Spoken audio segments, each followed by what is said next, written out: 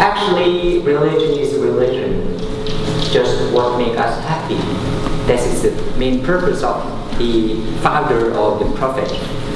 It depends on the person you call it, and it depends on the definition you try to put into it. Buddhism as well, if you used to study a little bit about Buddhism, someone might call that Buddhism is not religion at all, because it doesn't have God. Or Buddhism is just the faith, normal faith of life, way of life. It's just philosophy, it's just blah blah blah blah blah blah. But however, in our opinion, Buddhism is Buddhism. Because according to the what we name ourselves as Buddha Sasana, it's just teachings of Buddha, only that, just the teachings. So if you try to define his teachings to become religion, philosophy, way of life, faith, belief, whatever, it depends on you. It cannot affect itself, the way it is. So what Buddha teach? Quite simple. Very, very, very simple. Because three things. He used to tell us that whenever any Buddha come into this world, he have to teach three things. Or three. One, don't do any evil things. Second, do good things. Third, purify your mind. What is that? Because of these three teachings, that's why right now in this world, Buddhism is divided to be two sides, left and right. Mahayana, or let's say Dalai Lama side, like China, Tibet, Taiwan, Japan, Korea, blah blah, and another side is Theravada, Sri Lanka, Thailand, Myanmar, Laos, Cambodia. Just two sides based on one prophet, one teacher. See, what's make those two different? It's because of us, our understanding, our ego, our tradition. But however, based on those, it makes us different. You are human, I am human. See, we are the same human, but we are different. That's why we have to look for what is the same, what is different. Differences that's hidden inside ourselves. If we can find out that we are all the same, and however, within the sameness, we are all different, we can understand who we are, what we're supposed to be, where will we go. See? That's why in Buddhism, we care every living being.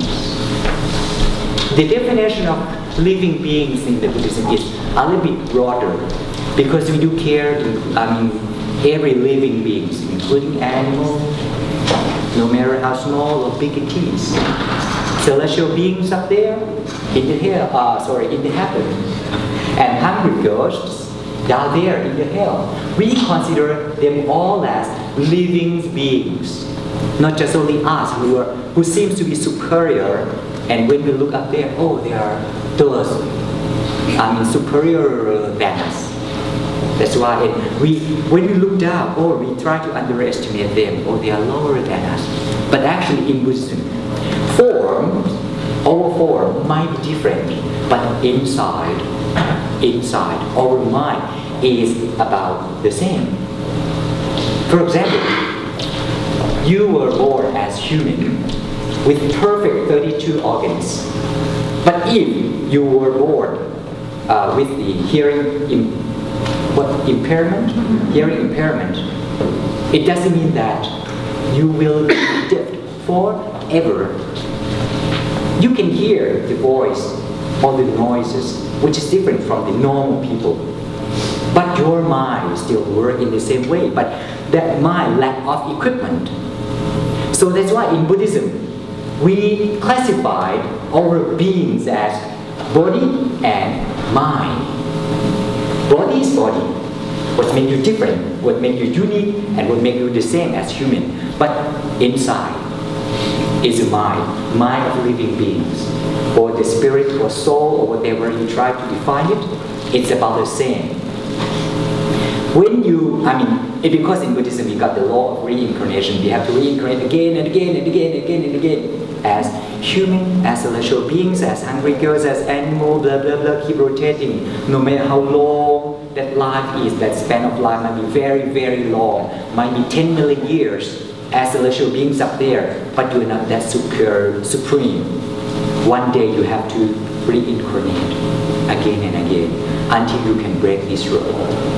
This law is not that easy to break, but it's not that hard if you try to. That is Buddhism. We give quite broad definition of living beings. So that is our understanding.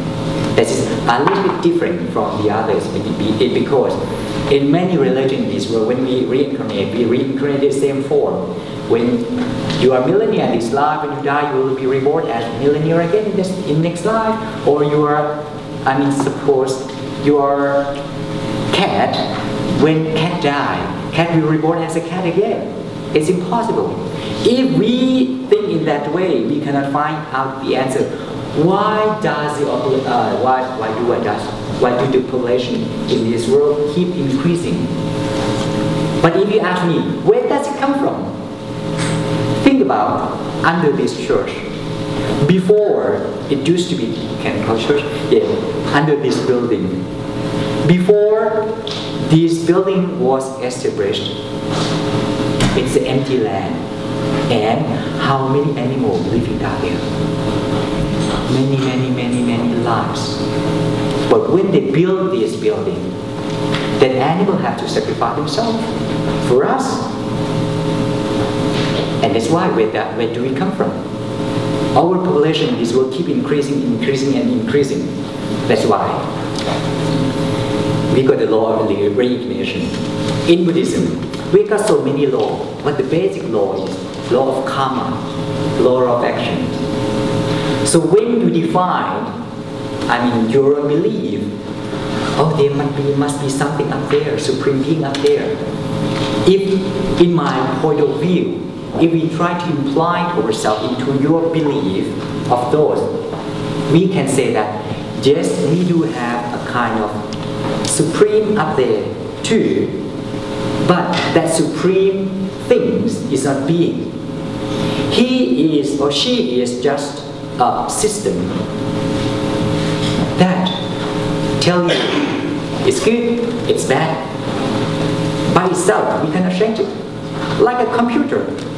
When you input the right information, it processes by itself and results out in the right information. But when you put wrong information, it will result out in wrong way. That's why that thing is just a system. When you did something good, it will give you good result. When you did something bad, it will give you bad result. That's what we call reward and punishment. It's only that, but it's not that easy. But because at the same time, like us, when we input the data, we didn't input one by one and wait for the result to come out just one by one. So many things keep inputting, and many things keep come out. That's why. So, okay, I would like just, personally, I prefer not to talk by myself. I encourage all of you to ask a question and then I try to answer it, because if I keep talking to all of you, I'm just the one who try to force the knowledge into your brain. It might be not what you want. I want you to ask, or encourage all of you to ask anything that you would like to know about Buddhism or our understanding in my point of view. It would be greater for me because I can give you what you want, even though it's not really what you want, but however, I will try my best. Yes. please. Many years ago, when I was a young man, I wore the army uniform in the jungles of Southeast Asia. I was horrified, as were many, at one point when a Buddhist monk committed self-immolation in protest to the war that was going on. Would that be considered an extreme measure for a Buddhist to take, or could you understand it as another Buddhist monk? Okay.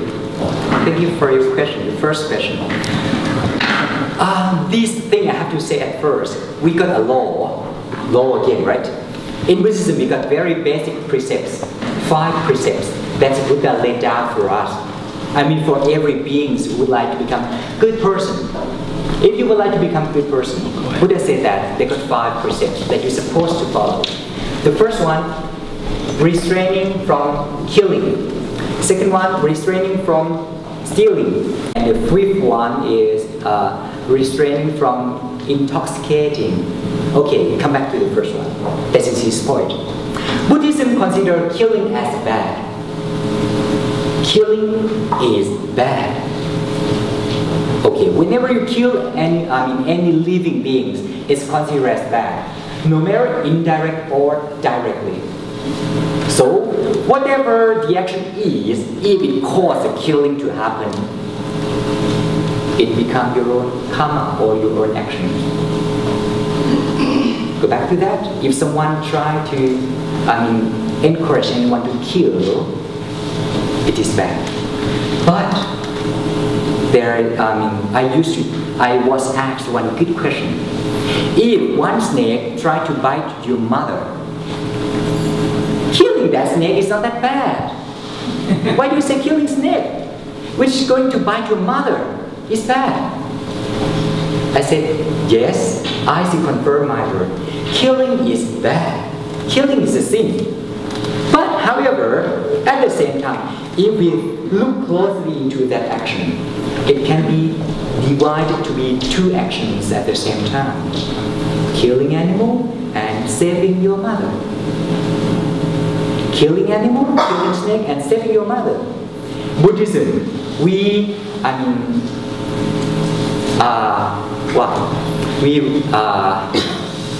consider the benevolence of being parents is greater than anything. I can say that. So saving the beloved one and killing the snake can be compared to amount of 1 spoonful of salt with 10 kilos of sugar, and then you mix together and try to taste where the salt is. Can you feel anything? No, you won't. But there is. Salt is hidden inside that 10 kilos of sugar. That's why. Come back to the point when that point. Yes, when you try to force anyone, blah blah blah, and yeah, like what's in Burma right now, I'm going to say, but yeah, killing is still bad. I can still confirm that. But if you think that killing can make your, for example, if you have to travel into the forest and then you bring your children with you, and then you have to kill a deer to feed your children, it's worth killing. Then killing deer is bad. Yeah, I can say, I still confirm my word, that killing is bad. But you feed them, your feeding to your children is a lot greater.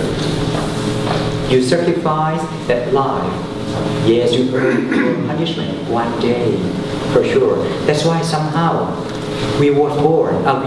We were born in this world. Sometimes we have to suffer. Sometimes we have to be happy. That is life. That is life. For example, come back to that spoonful of salt you put and mix into that 10 kilo of sugar. But however, if that spoonful of salt, some of them become a small rock and stick together, and unluckily you take a spoon of sugar with that crystal of salt and then you taste it, for sure you suffer that salty salt.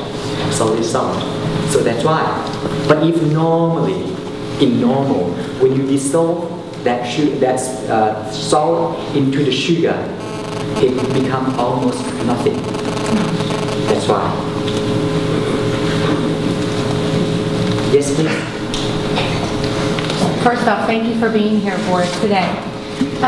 Can you speak a little bit about the difference between a person's conscious and the system that you were talking about? Okay, thank you very much. As we consider living beings in this world, not only human, including animals, blah, blah, blah, blah. So consciousness, it becomes the reaction of the equipment of the mind. Our mind, in somewhere in here, somewhere I cannot identify where it is, because it's a kind of energy like electricity. Okay, it's in here. It needs to connect with the body to take the action. So that's why mind always needs form. When mind needs form, if they can look for a form of human, they get human, and they got this brain. When you got this brain, we use the brain to think, to calculate almost everything. But according to the limitation of the brain of human being, we can think a certain way, certain aspect. Like if you ever test, if you hold pencil in front of you and move. At a certain point, you cannot see that pencil at all. But if you move a little bit further, you can see it again. You can try it at home. Both left and right, they just blind spot. It's the same. It's the same as our equipment. We have limitation of our equipment. So that's why consciousness based on our brain, mainly, majority. Until one day when you can attain, what we call it, when the mind try to connect this body, they have to send the energy and out. It kind of like a small thread, so many threads, and then expand it again to each part of the body. If you can look and contemplate your own mind until you reach that point, you will understand what's the difference between your brain's consciousness and your real consciousness, which is hidden within your mind.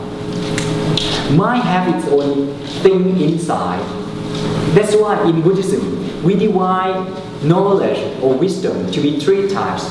You can gain knowledge from three sources. The first one, we call this external sources. Whatever you hear, whatever you read, whatever you try to, hear, read, see, blah, blah, blah, from someone else out there, not me. It becomes external source. When you listen to it, it's the others, not yours. Yet, you have to take the external knowledge, external wisdom into your brain and calculate it. Take whatever is good or bad by yourself and blend it, make it become yours, temporarily yours. But if you have strong mind or powerful mind, you have to use your mind to contemplate it again and feel it to become yours wisdom or knowledge. External is the first source. Internal, using your brain, becomes a second source. The third one is from inside your own mind. Somehow they got so many good examples, because if someone asks me about the North Pole, I can say, yes, North Pole is blah, blah, blah, they got the polar bear, blah, blah, blah, blah, got the Eskimo up there. How can I know? From the documentary, television, someone told me. They know by myself? They see by myself? No, not yet. See, that's why. But I believe, so that's how it becomes. I can talk like, yeah, I have seen it. I have seen it through television, documentary. External become my internal, but not my real wisdom yet. When I used to go there and see it by myself and understand the way it is by myself, one day I can talk about every aspect of North Pole, which is useless for me. That's why I didn't try that hard to go to the North Pole and try to bring that knowledge, come back and tell everyone. That's why in this world there are so many external knowledges out there. You are the one who have to classify it, purify it, take it, or throw it away. It depends on you. And then one day, when it's in your brain, you have to know again how to get rid of it too. How to take it, become yours. Because you didn't know anything. In Buddhism, mind is great recorder. It keeps recording everything, every moment of your life, no matter you are conscious or unconscious. That is Buddhism. When you sleep, if someone calls out someone's name, not your name, you will wake up. Sleep in peace like normal. But if someone calls your name, you suddenly woke up, oh, okay, hi, good morning. See? How can you know? If you say that I'm unconscious at all. See? And if it's really unconscious, for those who become unconscious, it will be unconscious forever. It won't become conscious again. That's why if we use scientific method to classify and to distinguish between conscious and unconscious, they got some overlap between each other. The point, the gray point, where the scientific method can identify whether it's white or black, it becomes gray area. That's why you are the one who have to understand and judge it. Yes, conscious, unconscious. But in Buddhism, it depends. Your mind is always conscious. It depends on the power of your mind. If your mind is so powerful, even though you will be, you was born as animal, but you got a powerful mind to accept the circumstance, to understand the environment at that time, and keep it within your mind. And you can use it again when you are reborn as human or celestial beings up there. That is us, Buddhism. Okay. Yes, please. Something for my simple mind. Would you mind sharing maybe some information about your attire, what you're wearing, the color, what it's called, why the, folding? Okay. My dress is considered as the oldest uniform. So it's, okay, well, I can show you. It's a big piece of fabric.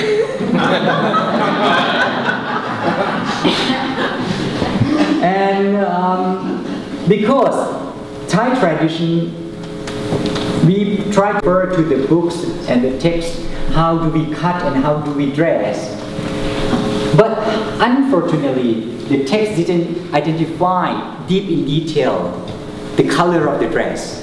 So you can find so many differences in the dress, in the color of the dress. It becomes a little bit yellow-brown or brown-yellow or orange, or even sometimes it can be red. But we got like 3 or 4 major colors which we can use, like a yellow-brown like this, or even a little bit browny, brown-yellow, and another one is orange. But however, according to my school of tradition in Thailand, my side again, I'm sorry. See? Sorry. And we prefer to use the color yellow-brown like this because it can be made from the natural process, not the chemical color. So that's why. And it made from so many pieces of fabric, sew it together.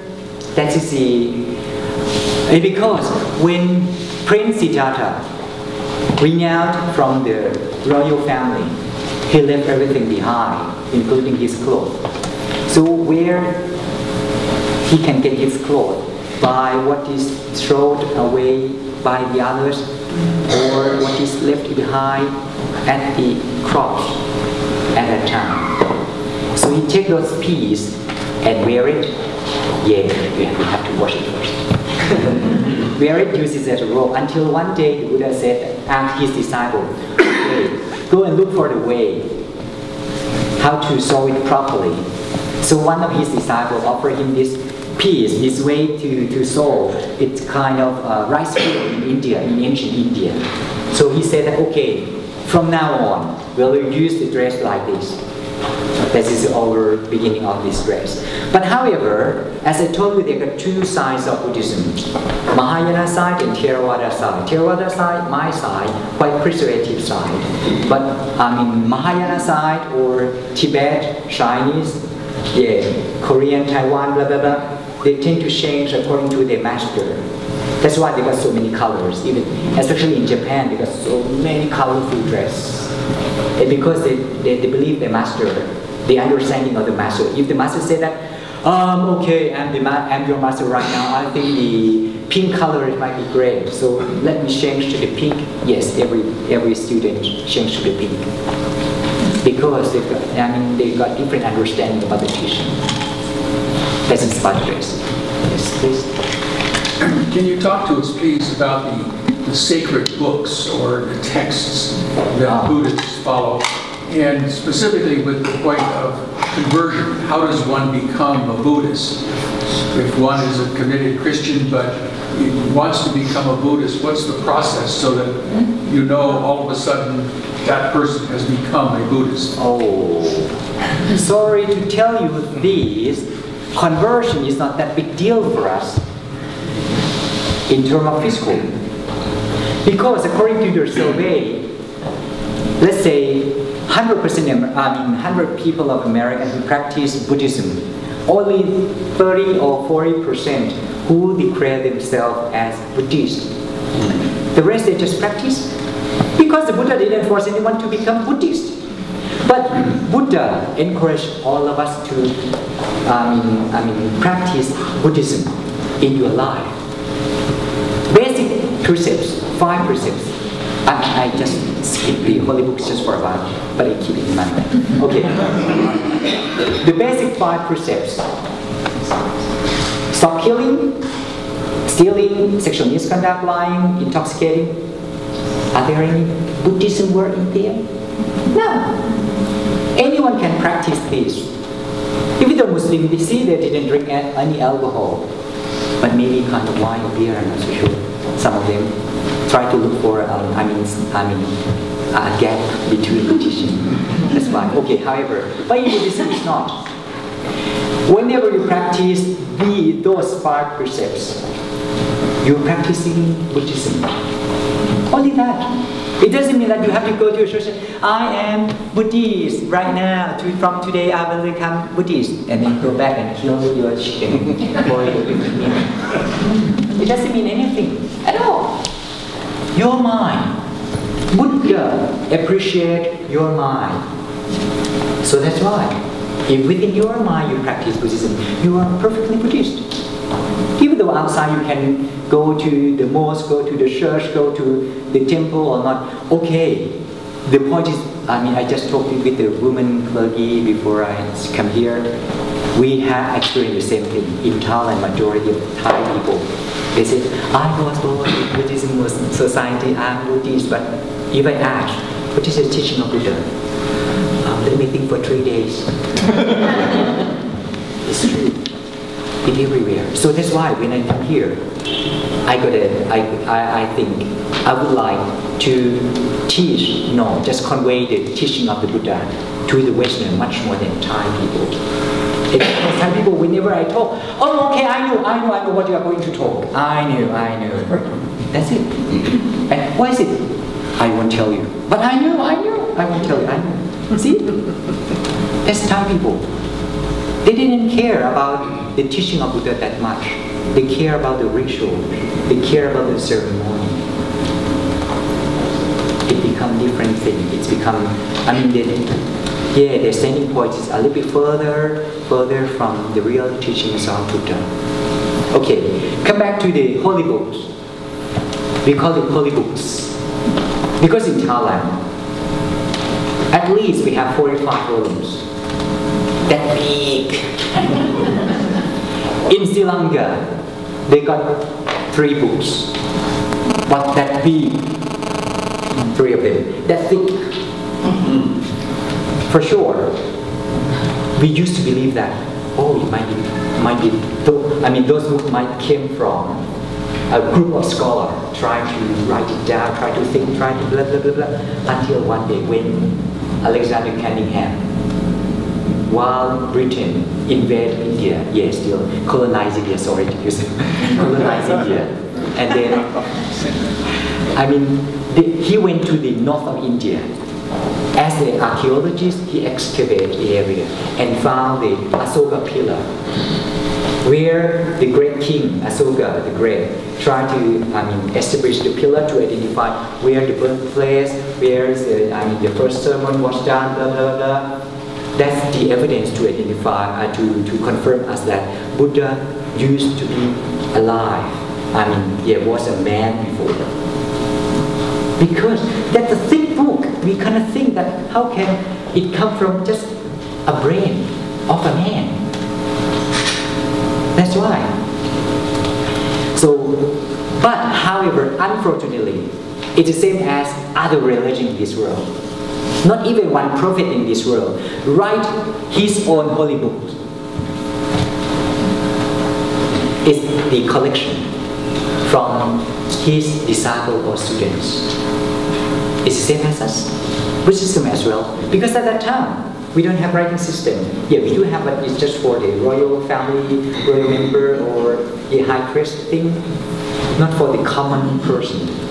So, after Buddha passing away for about 300 years, the first scripture was written, become the first holy books,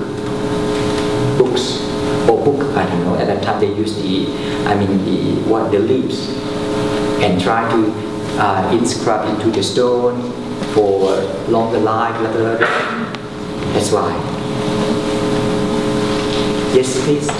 How common is it for members of your faith to remember past lives?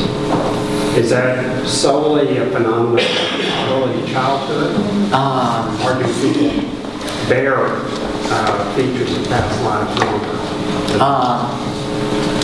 If you can remember since the day when you was born until today, how can you eliminate your anger and hatred? No, that's the problem. So that's why the system is designed by itself to let you forget, except for those who can gain the power from your mind to drag it out, that records and read it again. When you put the books into the library, you got a system of index to remember where it's or where it is. But if you are, even though just librarian, you cannot even remember every books inside your library. You need that record or that index as well. We have our own library. That's, I still confirm my word that your mind keep reclining, even my mind, keep recording everything. So I took every book into my library and put it there. We got a system.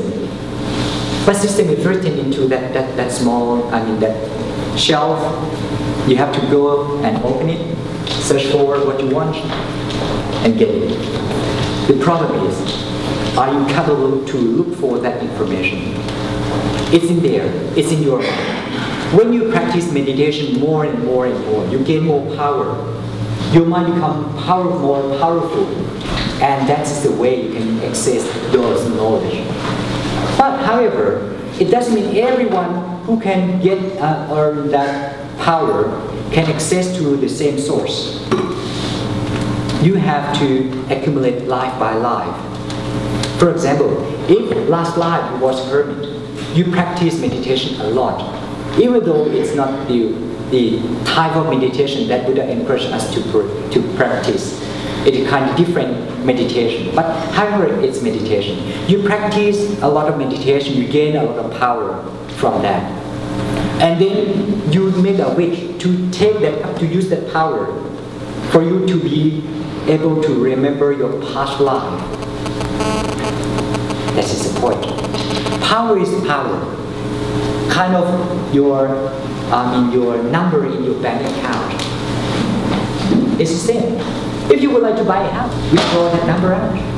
But it doesn't mean that you got the number in your bank account and then you just wait and then come car, come house. No, they cannot do it. You have to go to the bank and withdraw it and buy it. That's why it is same as the way the mind works. You accumulate the power. Power becomes power, but you have to know how to use it. That's why if you would like to use it, you can, but you have to know how to practice it again.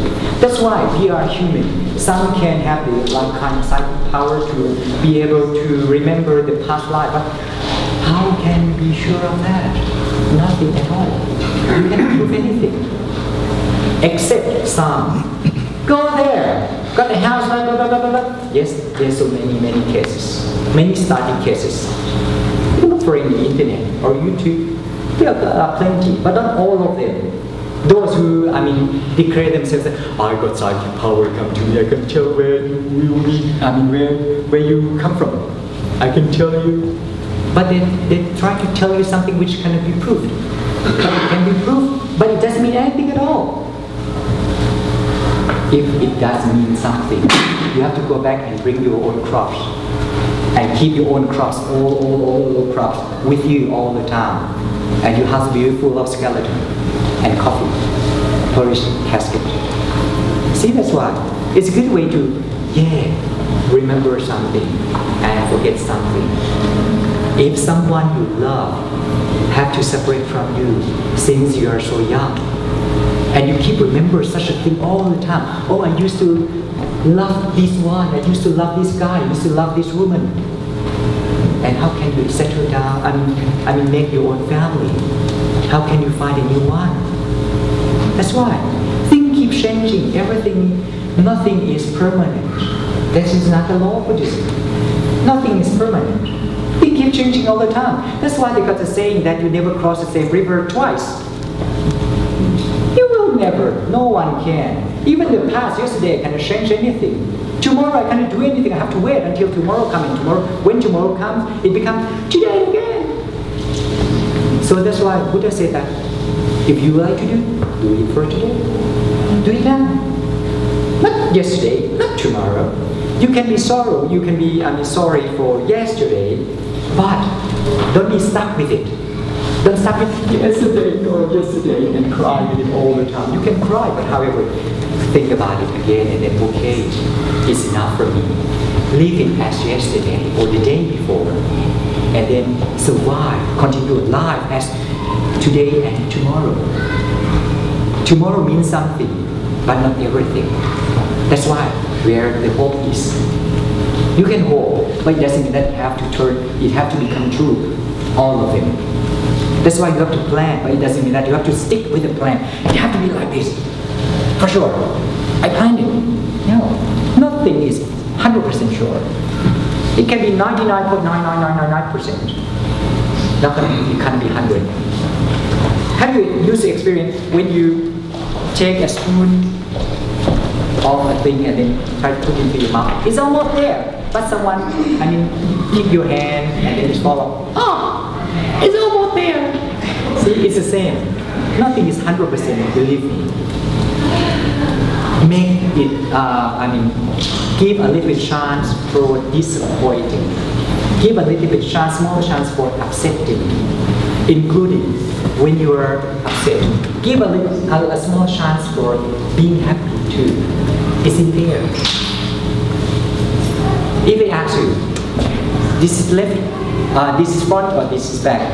Which is, is this back or front? Is this front or back?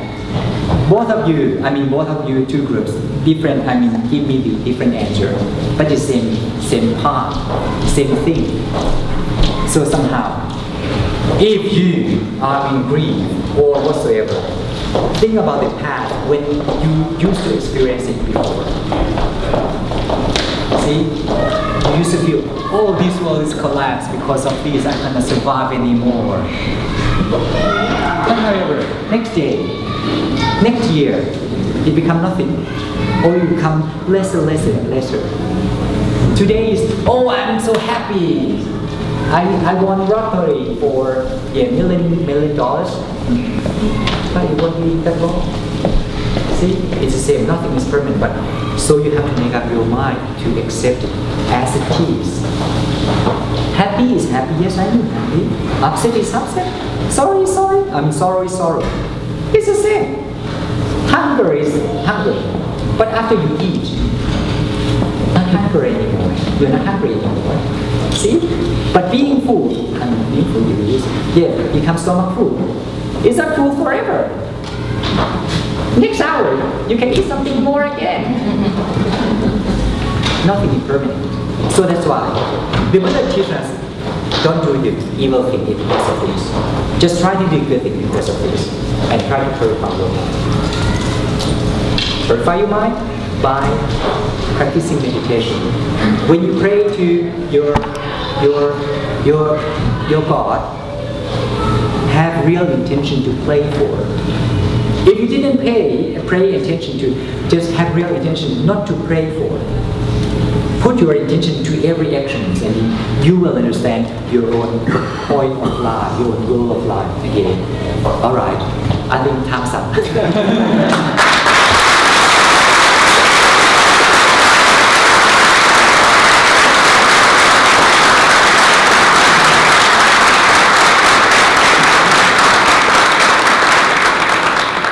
Thank you for feeding us today, for teaching us the tradition of the Buddha and the faith journey that you are on, So and my that we warning, can benefit my from. warning is carefully shoe me.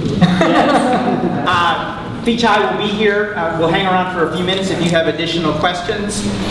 Next Sunday, Hinduism. Thank Yes, very similar. you very much.